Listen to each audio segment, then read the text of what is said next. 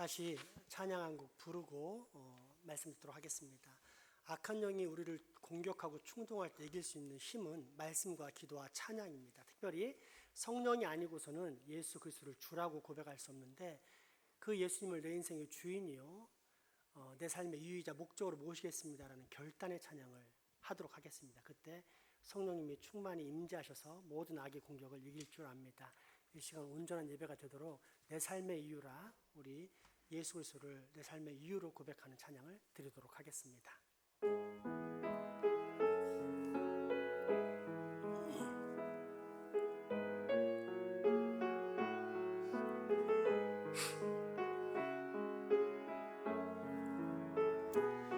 예수는 내 힘이요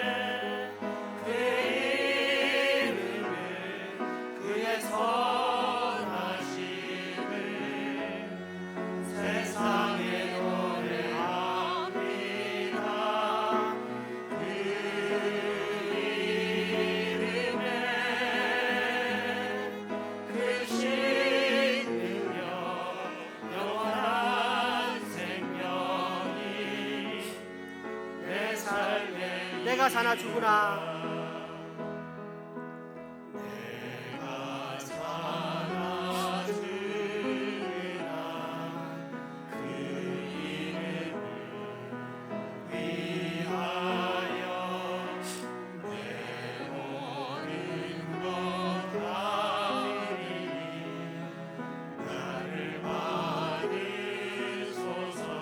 오직 주만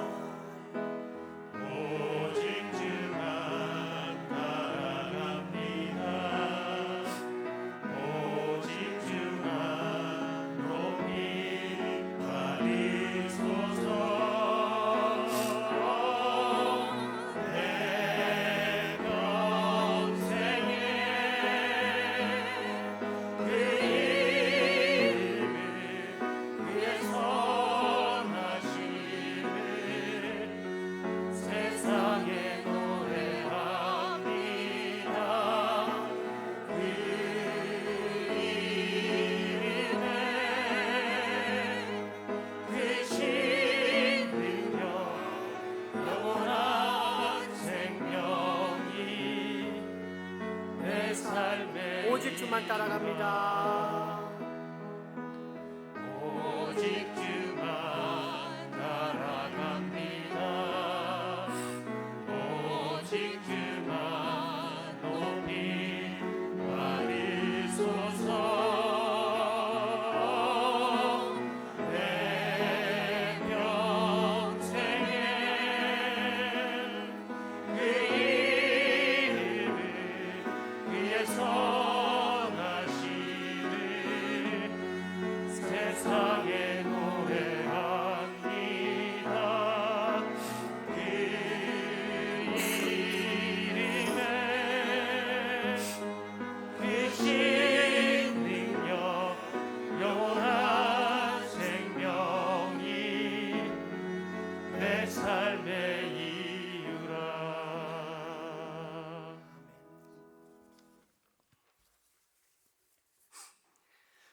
구약의 성막은 예수 그리스도의 예표, 그러니까 예수님이 어떤 분이시고 어떤 일을 하셨는지를 구약에서 미리 보여주는 예수님의 모형입니다. 그래서 지난 시간 성막을 둘러싸고 있는 울타리를 살펴보았다면, 이번에는 성막에 들어가는 문인 성막문 또는 그 문을 통과하면 성막에 뜰이 나온다고 해서 붙여진 이름인 뜰문을 살펴보겠습니다. 먼저 다시 한번 성막의 전경 사진을 보고 이후 성막의 문 또는 뜰문의 정면을 살펴보겠습니다. 이게 성막입니다. 다음 사진 부탁합니다. 그렇게 울타리 하얀 세마포 천으로 된 울타리가 쳐져 있고 오른쪽 하단에 파란색이 성막으로 들어가는 문입니다. 조금 더 확대해서 보자면 문은 정면으로 볼 때 이렇게 생겼습니다. 먼저 성막으로 들어가는 문은 하나라는 사실입니다. 이 말은 다른 곳으로는 들어갈 수 없다는 말입니다. 성막에 들어가 죄 용서를 받고 하나님과의 관계를 회복하는 유일한 길은 오직 문으로 들어가는 방법뿐이라는 것입니다. 아닌데요? 울타리를 넘어서 가는 방법도 있는데요. 높이 뛰기를 잘하는 사람이나 사다리를 사용하면 충분히 들어갈 수 있어요. 맞습니다. 성막의 울타리는 높이가 2.5m밖에 안 됩니다. 그 높이로 인해 밖에서 안이 보이지는 않지만 그렇다고 해서 들어가지 못할 정도로 높은 울타리는 아닙니다. 어떤 도구를 사용하면 충분히 들어갈 수 있습니다. 그런데 성경은 왜 들어가는 방법이 오직 하나뿐이라고 했을까요? 문 외에 다른 곳으로 출입하는 존재는 모두 다 절도며 강도이기 때문입니다. 이 사진을 보면 쉽게 이해가 갈 것입니다. 잘 보이시나요? 우리의 양을 가둬놓고 목자가 우리 문을 열어 양을 들어가게 하는 장면입니다. 정상적인 목자는 울타리를 넘어갈 필요가 없습니다. 그 출입문의 열쇠를 가지고 있기 때문에 문을 통해서 오가며 양들 동안 목자를 통해 문으로 출입하면서 생명의 꼴을 얻습니다. 허락받지 못한 불법의 사람들만이 울타리를 넘는 것입니다. 성경은 그 사실을 다음과 같이 분명히 선포합니다. 요한계시록 3장 7절에서 8절, 그리고 오늘 본문 요한복음 10장 7절에서 9절까지의 말씀입니다. 필라델비아 교회의 사자에게 편지하라. 거룩하고 진실하사 다윗의 열쇠를 가지신 이 곧 열면 닫을 사람이 없고 닫으면 열 사람이 없는 그가 이르시되 볼지어다 내가 내 앞에 열린 문을 두었으되 능히 닫을 사람이 없으리라. 내가 내 행위를 아노니 내가 작은 능력을 가지고서도 내 말을 지키며 내 이름을 배반하지 아니하였도다. 그러므로 예수께서 다시 이르시되 내가 진실로 진실로 너희에게 말하노니 나는 양의 문이라. 나보다 먼저 온 자는 다 절도요 강도니 양들이 듣지 아니하였느니라. 내가 문이니 누구든지 나로 말미암아 들어가면 구원을 받고 또는 들어가며 나오며 꼴을 얻으리라. 아멘. 성막 문이 유일한 또 하나의 이유, 성막 문을 통하지 않고 들어선 자는 반드시 죽기 때문입니다. 어떤 사람이 정상적인 문 대신 울타리를 타고 넘어섰다고 가정해 봅시다. 이 사람은 이미 하나님의 명령에 불순종했고 또 그 말씀을 무시하는 죄인이기 때문에 이후 자기 마음대로 뭐든 할 수 있는 사람입니다. 그가 성막에 들어와 살펴봅니다. 뜰에 있는 번제단, 물두멍을 보면서 신기하다 여기며 이곳저곳 둘러봅니다. 그러다가 문득 정면을 보니 성소에 들어가는 큰 천으로 된 문이 보입니다. 들어갈까요? 안 들어갈까요? 백발백중 들어가게 되어 있습니다. 어차피 자기 마음대로 들어온 성막, 성소니 지성소니 하는 개념 자체가 없고 게다가 그곳이 철문으로 잠겨 있는 것도 아니기 때문입니다. 그렇게 성소에 들어갔는데 눈이 휘둥그레집니다. 그 안에 떡상과 등잔과 분향단이 있는데 전부 다 황금으로 감싸여 있기 때문입니다. 요즘 말로 말하면 100억짜리 로또에 당첨된 것과 마찬가지인 상황입니다. 그래서 황금 등잔과 황금 떡상과 황금 분향단을 메고 나오는데 문득 궁금해집니다. 내가 알기로 이곳은 이스라엘 사람들이 거룩하다 여기는 장소인 성소인데 성소에 이처럼 휘황찬란한 황금 보물이 있다면 지극히 거룩하다고 여기는 장소, 성소의 휘장 너머에 있는 저 지성소에는 도대체 얼마나 어마어마한 황금이 있을까? 그렇게 성소에 다시 들어간 그는 지성소로 들어가는 휘장문을 열어 제치는 순간 그만 자신도 모르게 앗! 하고 탄성을 지르게 됩니다. 거기에 너무너무도 어마어마한 황금 덩어리 조각상이 어둠 속에서 찬란하게 빛나고 있었기 때문입니다. 성경의 근거에 후대 사람들이 만든 법궤의 모습, 그 조각상의 모습은 이렇게 생겼습니다.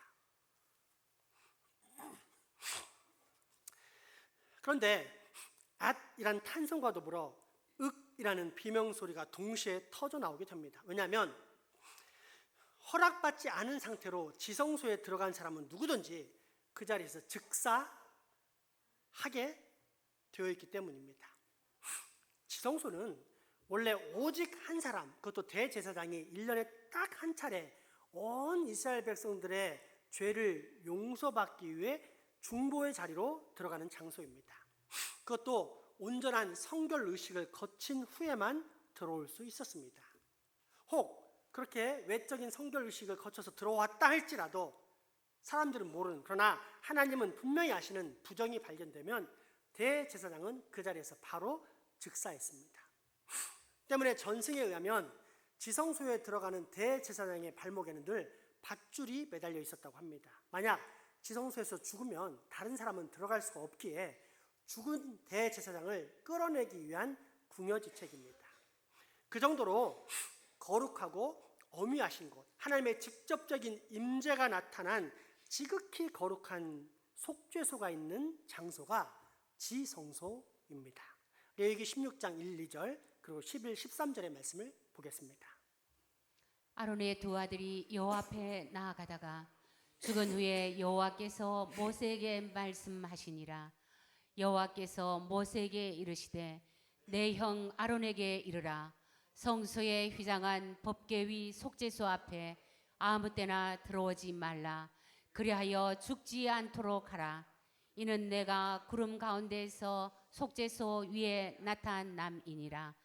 아론은 자기를 위한 속죄제의 수 송아지를 들이되 자기와 집안을 위하여 속죄하고 자기를 위한 그 속죄제 수 송아지를 잡고 향로를 가져다가 여호와 앞 제단 위에서 피운 불을 그것에 채우고 또 곱게 간 향기로운 향을 두 손에 채워 가지고 휘장 안에 들어가서 여호와 앞에서 분향하여 향연으로 전극의 위 속죄소를 가리게 할지니 그리하면 그가 죽지 아니할 것이며. 아멘. 그래서 옛날 우리의 신앙 선배들은 성막의 정문인 교회에 들어선 순간 자기의 언행과 몸을 사렸습니다.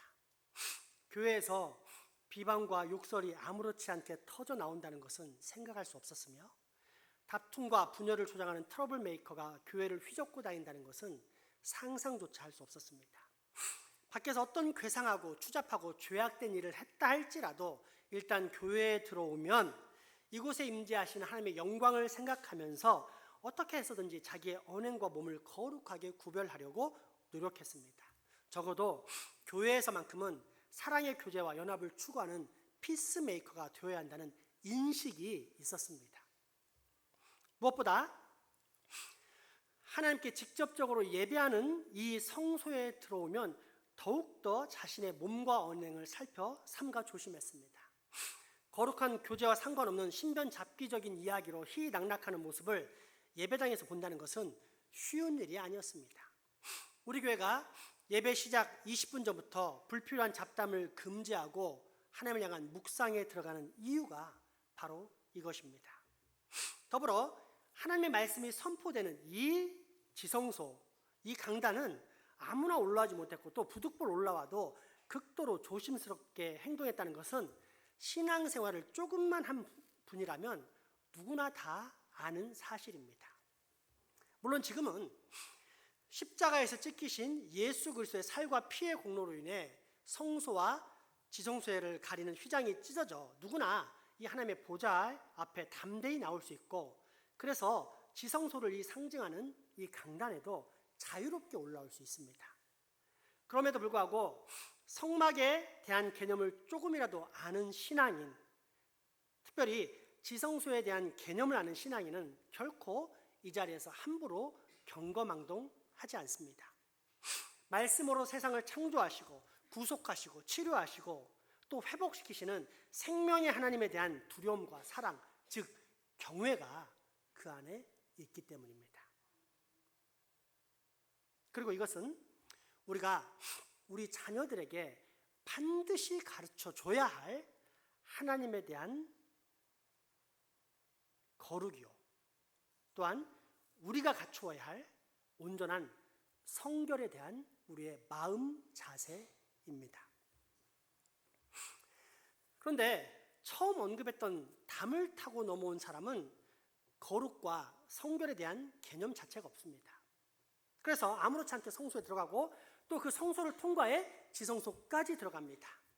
하나님께서 정하신 성막의 규례는 일체 무시하면서 말입니다. 그러면 그에게 다가오는 것은 황금 덩어리를 수확하는 일확천금일까요? 아니면 거룩하신 하나님의 진노와 사망일까요?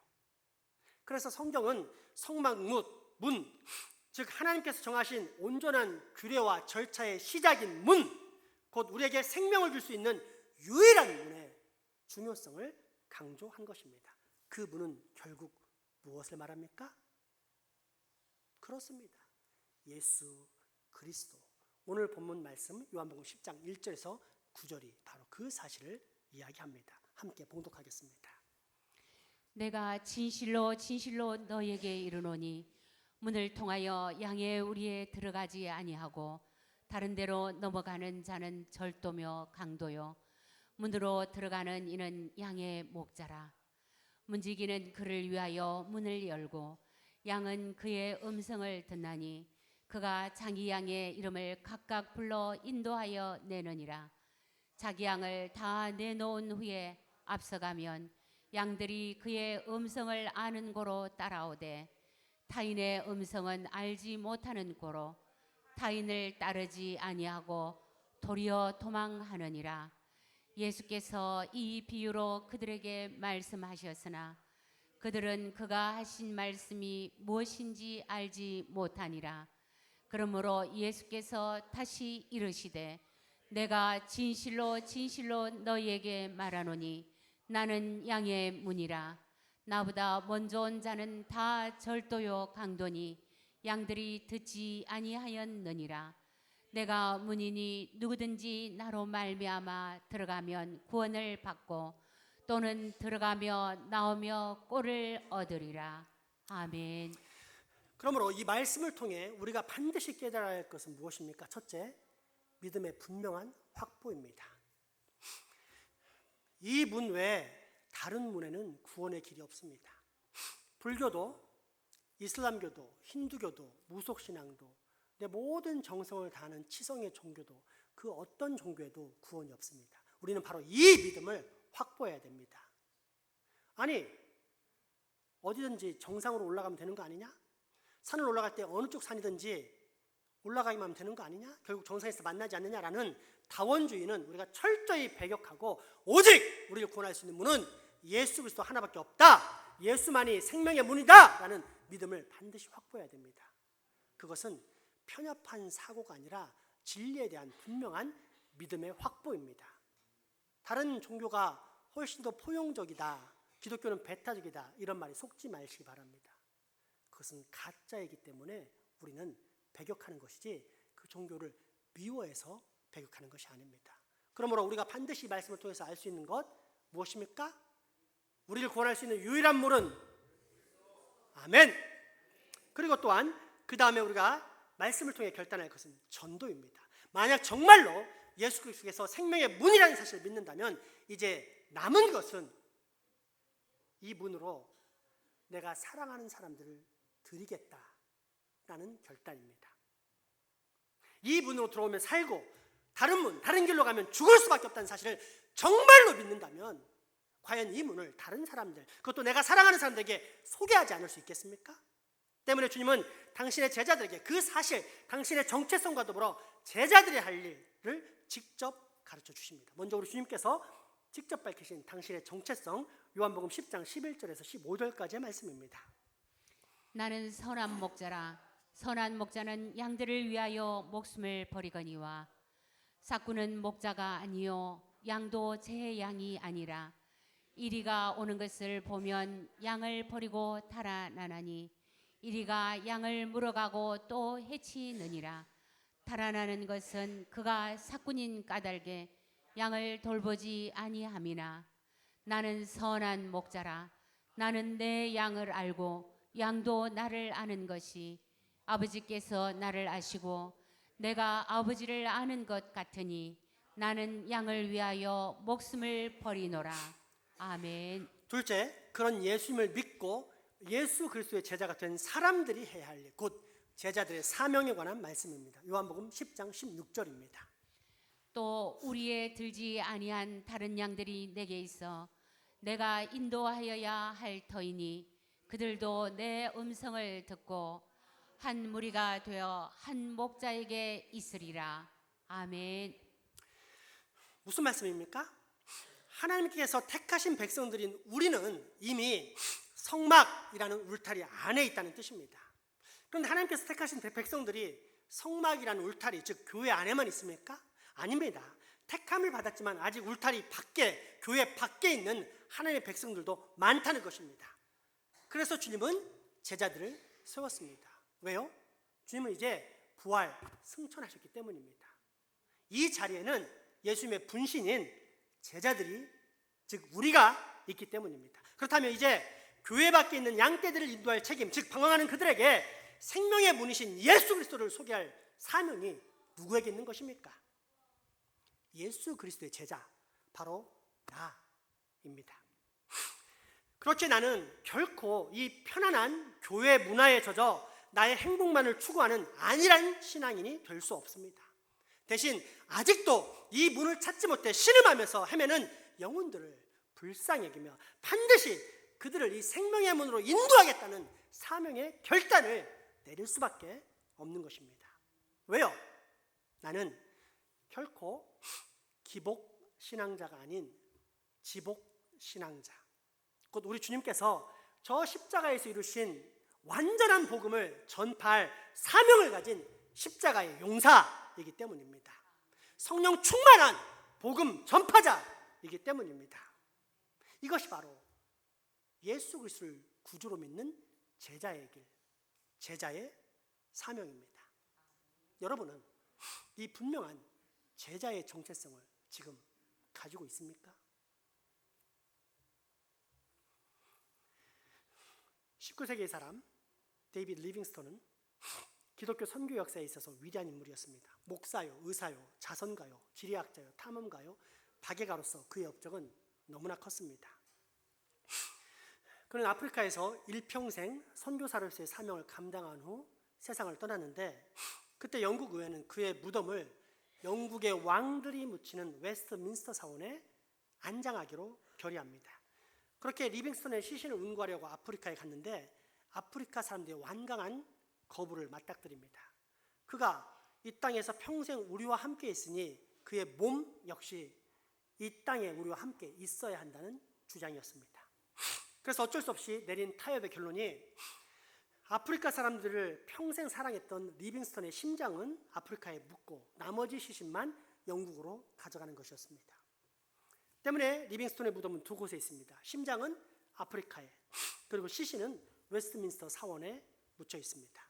이처럼 위대한 인물의 장례가 영국에서 국장으로 치러지던 날, 영국 조야는 그의 찬란한 업적을 칭송하면서 찬사를 아끼지 아니하였습니다. 그런데 이 장면을 보고 있던 한 노인은 그 영광스러운 장례 행례를 보고 계속 눈물을 흘리는 것입니다.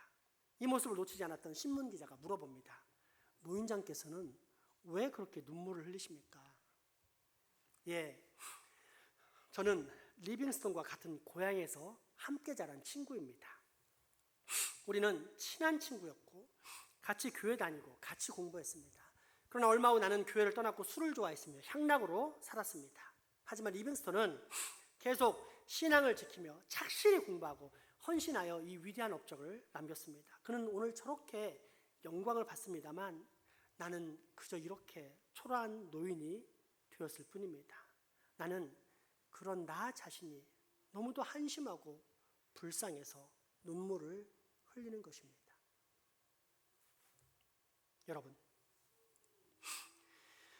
이 노인의 고백을 이 시간 우리도 함께 고백했으면 합니다. 왜냐하면 이 고백은 현재 나의 고백이며 장차 나의 고백이 될 수도 있기 때문입니다. 그렇기에 지금 빨리 후회하고 돌이켜서 더 큰 후회를 만들지 않기 위한 고백입니다. 이제는 분명한 결단을 통해 복음 전파의 용사, 하나님의 영광을 살기 위한 다짐의 고백입니다. 살같이 빠른 광음을 더 이상은 낭비하지 않기 위한 몸부림의 고백입니다. 이 고백을 함께 나눌 때 제가 질문하면 여러분은 자막을 보면서 답변하시고, 무엇보다 그 답변을 통해 다시는 세월을 낭비하지 않겠다는 결단을, 그 결단의 고백을 하나님께 꼭 올려드리시기 바랍니다. 당신은 왜 그렇게 지금 눈물을 흘리고 있는 것입니까? 예, 저는 리빙스톤과 같은 고향에서 함께 자란 친구입니다. 우리는 친한 친구였고 같이 교회 다니고 같이 공부했습니다. 그러나 얼마 후 나는 교회를 떠났고 술을 좋아했으며 향락으로 살았습니다. 하지만 리빙스톤은 계속 신앙을 지키며 착실히 공부하고 헌신하여 이 위대한 업적을 남겼습니다. 그는 오늘날 저렇게 영광을 받습니다만 나는 그저 이렇게 초라한 노인이 되었을 뿐입니다.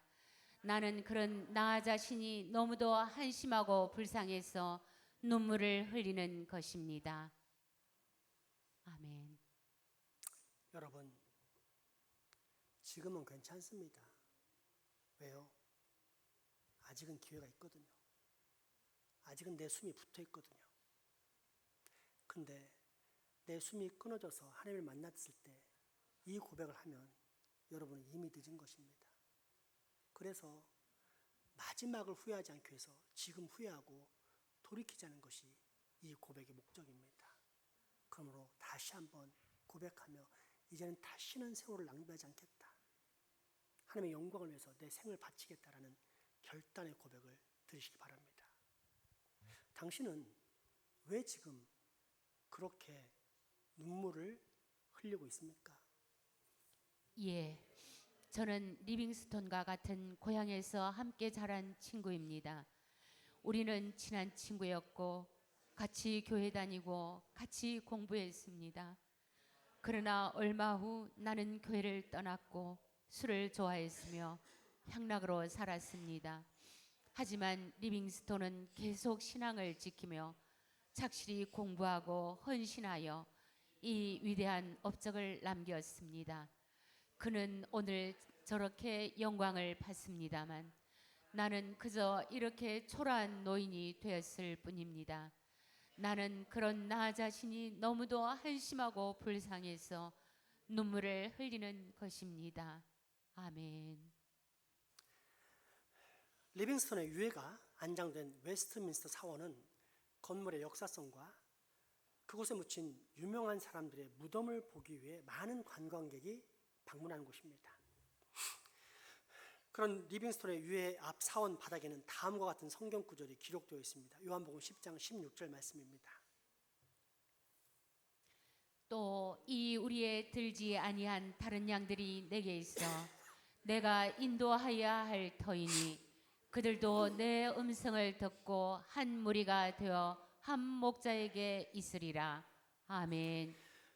리빙스턴이 이 말씀 앞에서 얼마나 도전을 받았기에 검은 아프리카 대륙에서 이 말씀과 함께 그 인생을 불태웠을까요? 이 말씀을 얼마나 묵상하고 이 말씀이 얼마나 그를 감동시키고 변화시키며 또 이 말씀이 얼마나 큰 도전을 주었기에 이 말씀을 그의 유해가 있는 사원의 바닥에 기록했을까요? 그렇습니다.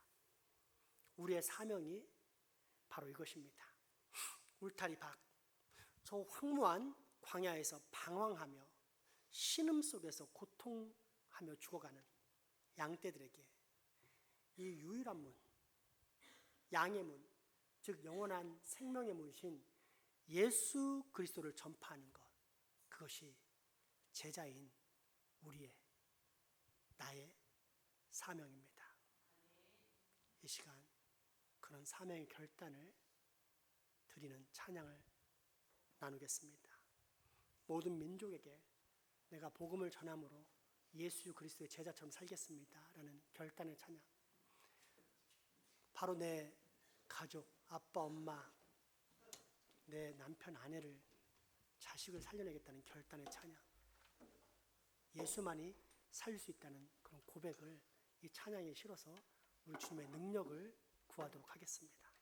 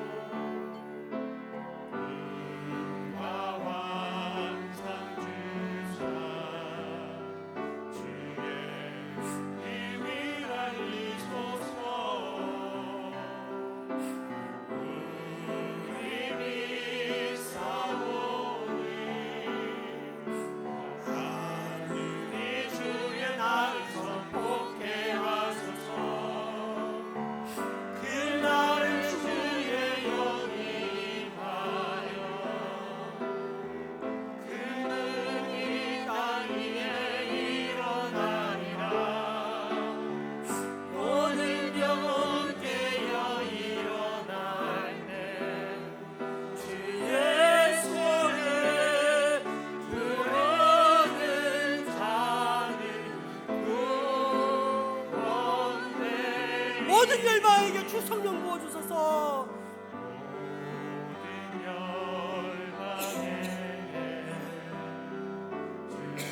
모든 열방에게 주 성령 부어주소서. 영광 주의 오사.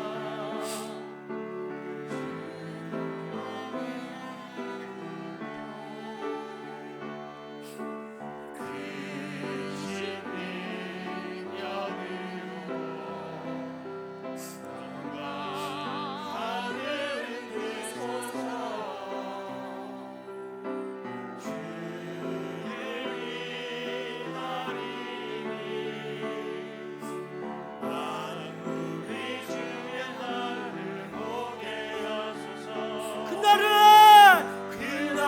주의 영이 임하여 큰 북이 땅 위에 일어나리라. 모든 영혼 깨어 일어날 때 주 예수를 부르는. 우리 다시 한번 찬양할 때 여러분 손을 높이 들어 하나님께 간절히 구하시기 바랍니다. 하나님, 나를 복음의 도로 사용하여 주옵소서.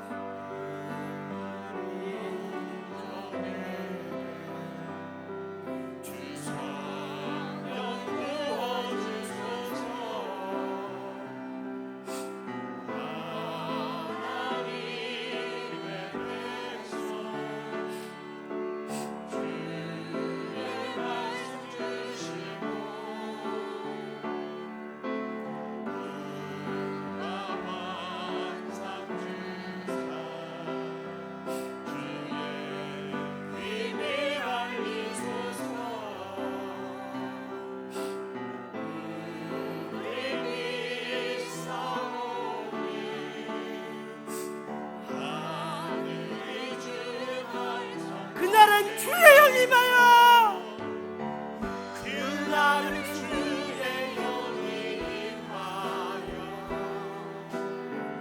큰 북이 땅 위에 일어나리라. 모든 영혼 깨어 일어날 때 주의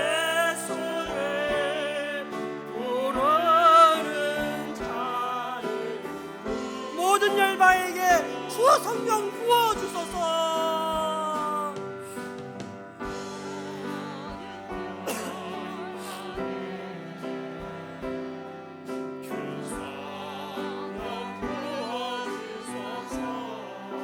지명아, 이정아, 손을 높이 들어라. 하나님께 높이 들어서 하나님을 찬양해라.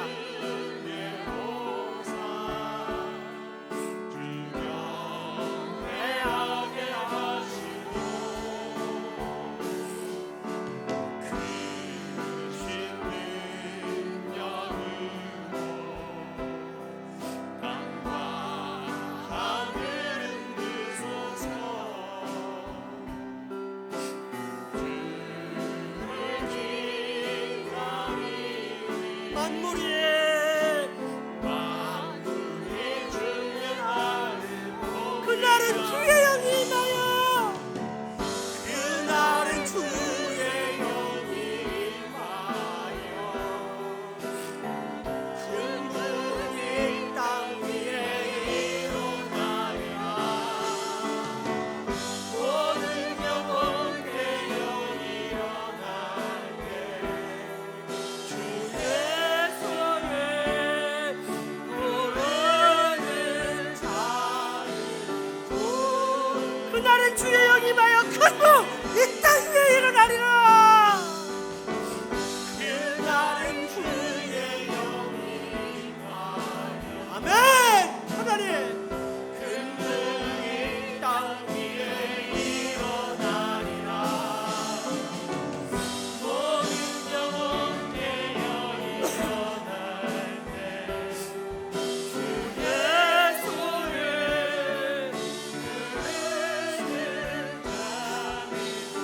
다시 한번 힘차게 고백합니다. 그날에 큰 부흥이 일어날 것입니다. 그날은 주의 영이 임하여 큰 부흥이 땅 위에 일어나리라. 모든 영혼 되어 일어날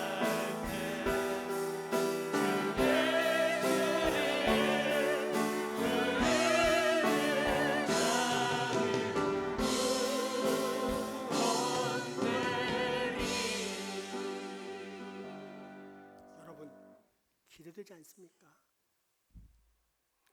조롱당하고 무시당하는 이 세대, 예수에 대한 믿음이 비웃어지는 이 세대. 그런데 우리 주님이 다시 오신답니다. 나의 신랑이자 왕이신 예수님이 오셔서 모든 민족이 주를 알게 되는 때를 우리가 보게 된다고 합니다. 그 얼마나 감격스럽고 기대가 되는 소망의 사건입니까? 그 소망이 없으면 우리는 세상에서 가장 불쌍한 자입니다. 그런 소망을 주신 하나님을 찬양하지 않다면 우리가 누구를 찬양하겠습니까? 찬양에 우리의 영혼을 담아서 하나님을 경외하는 경배가 있기를 소망합니다. 우리 목소리만 해볼까요? 그날은 주의 영이 임하여 큰 부흥이 땅 위에 일어나리라. 모든 영혼 되어 일어날 때 주 예수를 부르는 자는 구원해. 우리 다 함께 다시 한번 힘차게 찬양합니다. 그날은 주의 영이 임하여 큰 부흥이 땅 위에 일어나리라. 모든 영혼 되어 일어날 때 누구를요? 주 예수를 부르는 자는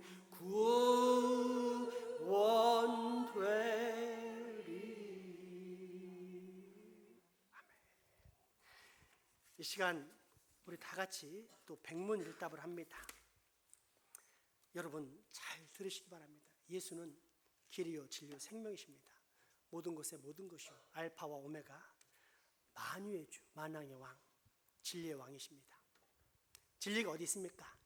예수 그리스도입니다. 진짜 생명은 어디 있습니까? 예수 그리스도입니다. 우리가 가야 할 길은 어디 있습니까? 예수 그리스도입니다. 우리가 먹고 살 생명의 양식은 어디 있습니까? 예수 그리스도. 내가 정말 알기 원하는 분은 누구입니까? 예수 그리스도. 내가 평생 알아가기 원하는 분은 누구십니까? 예수 그리스도. 나를 가장 알고 싶어 하시는 분은 누구십니까? 예수 그리스도. 나를 가장 잘 알고 계신 분 또한 누구십니까? 예수 그리스도. 절대 잊지 말아야 할 이름은 무엇입니까? 예수 그리스도. 온 세상의 함성이 하나로 외쳐야 하는 이름은 무엇입니까? 예수 그리스도. 세상 끝까지 외쳐야 하는 이름은 무엇입니까? 예수 그리스도. 이 세상이 터져도 영원토록 변치 않는 이름은 무엇입니까? 예수 그리스도. 가장 높은 곳에서 찬양받으시는 분 누구십니까? 예수 그리스도. 그 예수님이 우리의 왕이 되실 때, 내 인생의 주인이 되실 때, 그때 우리는 진짜 안전하고 또한 진짜 행복한 것입니다. 아멘. 기도합시다. 생명과 능력의 하나님, 오늘 우리로 생명의 문이신 예수 그리스도 안으로 들어오게 하신 아버지의 은혜와 사랑에 경배와 찬양을 올려드립니다. 나는 부족하여도 하나님의 자비와 긍휼이 넘치기에 내가 그처럼 큰 은혜를 입은 줄 압니다. 그러므로 주님, 이제 나도 주님의 제자 되어 이 생명의 문이신 예수 그리스도를 전하는 사명을 감당하기 원합니다. 그렇게 살 수 있는 힘과 능력을 주시옵소서. 그래서 나도 죽어가는 영혼을 살리는 생명의 기쁨을 예수 그리스도로 말미암아 누리는 복을 꼭 얻게 하여 주시옵소서. 예수 이름으로 기도합니다. 아멘. 헌금하시겠습니다.